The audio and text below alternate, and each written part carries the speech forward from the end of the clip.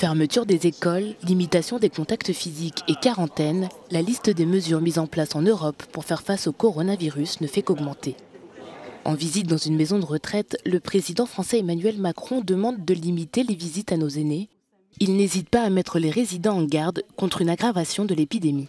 Nous passerons dans sans doute les prochains jours dans une nouvelle phase quand l'ensemble des régions et que le virus sera plus largement répandu, où il faudra continuer de lutter contre ce virus en protégeant les personnes qui sont les plus fragiles.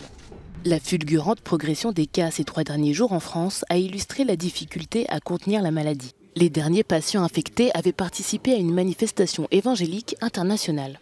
Le Centre européen de prévention et de contrôle des maladies a élevé le niveau de risque et poussé la Commission européenne à étudier ces mesures de prévention.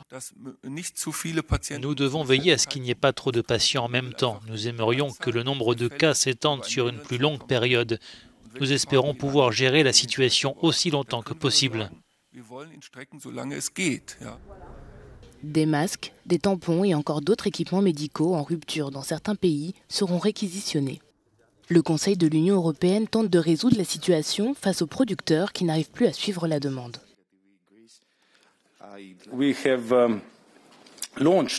Nous avons lancé une procédure de passation conjointe de marché.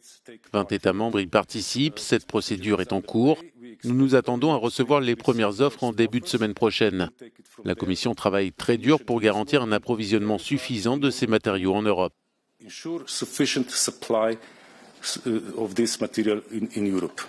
En parallèle, les chercheurs continuent à vouloir améliorer le traitement.